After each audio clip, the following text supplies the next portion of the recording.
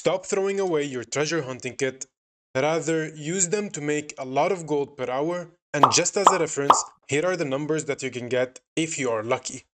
If you prefer to solo farm, then this is a great method for you. And this is how it works. What you need to do is take your treasure hunting kit and go to any of the Path of Fire maps. Use the kit and you will get a special ability that allows you to scan the map for nearby treasure. Once you equip the item, open the map and you will see a circular area where the next treasure will be. Pressing the special mouse button will radiate a pulse that has three colors: red, yellow, and green. Red means that you're far, yellow means that you're closer, and green means that you're probably standing on top of the chest. Just head over to the marked location, spam your sonar, open the chest, and move on to the next one. This is as simple as it is. If you don't have any treasure hunting kit on your main character, make sure to check out your alts, as I am sure that you should have some lying around.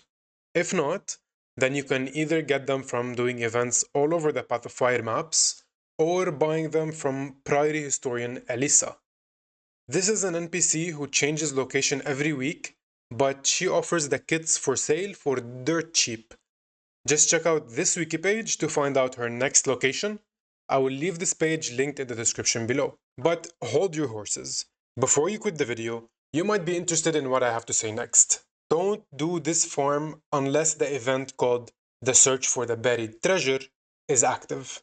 This is an event that occurs in Desert Highlands every 2 hours and it lasts for 20 minutes. Check the description for the wiki page of this event. You can find out when is the next time that this event will occur.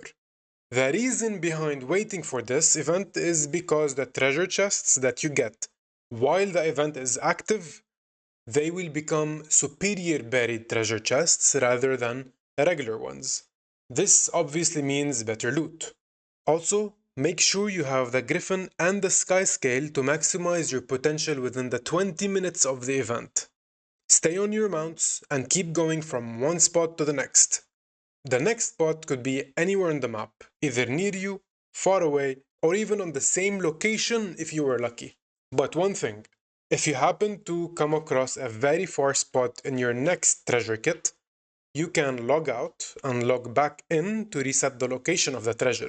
This is useful if you want to min-max your treasure acquisition within the 20 minutes, but I personally wouldn't do that because it kills the quote-unquote lazy part of this solo farm, and it makes it a try-hard one. Also, I mean, if you are going for a try-hard farm, there are much better ways in which you can spend your time in. Anyway, the only time I would log out is when I get the treasure chest within this region. This is because it's very far and it's not easy to get to, and the enemies there are pretty annoying as they can easily hit your sky scale. The same goes to this region, but I wouldn't log out here. Just make sure to stay high as the enemies will fire projectiles that can really hurt your sky scale. One more thing to note, if you use a treasure hunting kit before the event ends, but you actually don't manage to get to the chest until after the event, you will receive a standard buried treasure instead. And the same applies if it was the other way around. So let's say you used your kit before the event happens in like 20 seconds, and then the event happened after you actually got to the chest. The chest will be a superior one. This is everything you need to know about the event.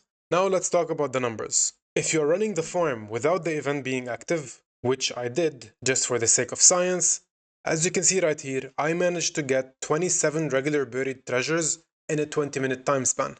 After selling everything that I got off of the chests and subtracting the price of the waypoints that I used, you can say I made around 1.5 gold, which is utter garbage for the time, and I don't recommend doing this. When I opened the 30 superior chests that I managed to get during the 20-minute event, I got a total of 5 gold and a bunch of other things like spirit shards, trade contracts, and black diamonds. I think I even got unlucky with the drops. Now, allow me to elaborate on how you can actually fund this farm. As I mentioned before, you will get spirit shards from the chests and from the 1.5 to 3000 experience that you get from opening a single superior chest. Spirit shards can be converted to gold by upgrading specific material to a higher tier, and then selling it at the trading post.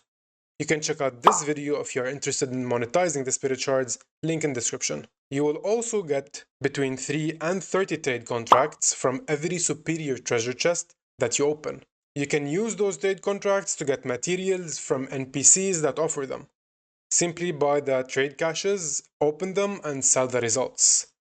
There are some caches that result in better returns, and if you want to find out more in this method, I will also leave another link in the description for the dedicated video. But all this, and this is still not the main source of gold, as what we need are those Elonian weapons, which we can salvage to get globes of ectoplasm, or sell directly off at the trading post. There are also two expensive weapons that, if you got, will probably make this farm an extremely rewarding one. I'm talking about this weapon and this one as well. Obviously, the 9 gold would be a better bank, but this is pretty rare. You also have a small chance to get those minis, which range between 10 and 40 gold at the trading post. So you can actually see for yourself how much potential this farm has if you got lucky. But this is the thing. You can't be for sure how much you will get from a single farming session while playing Pirate Simulator. Anyway, it doesn't stop here. Your boy keeps coming with more and more. You can also hope that you get this music box, which can be sold for around 30 gold at the trading post. You can also get black diamonds, which can be sold at the trading post. You can also get sunset jewels, which can be converted into black diamonds. We have to do this because the sunset jewels can't be sold at the trading post, but the black diamonds can. Simply head over to this NPC in the Crystal Oasis, and he will offer you 1 black diamond for 1 sunset jewel. He is located just left of the Amnon waypoint. The last thing that we care about from this secret farm is the elegy mosaic. These are items that we need in case you are crafting any generation 2 legendary. You will need a total of 100 funerary incense for the gift of arid mastery, which is used for vision, and 100 incense for the gift of desert mastery, used for generation 2 weapons. Now, if you're not using this method, you can either get Ology Mosaic from the trading post or from legendary bounties all over the Path of Fire maps. Now, if you don't need any of the 2 legendaries, just sell the Ology Mosaic, it's additional gold. You can see that this farm is great, but it purely depends on how lucky you can be. I mean, this is how real life treasure works also, no? You either get great booty, or you get a bad one. Anyway, if you're interested in all the drop rates for the items, you can check out this page, which I will also leave linked in the description. Some people from the wiki did God's work and prepared a very nice table showing how often you will get a specific item from this farm. Alright, see you later.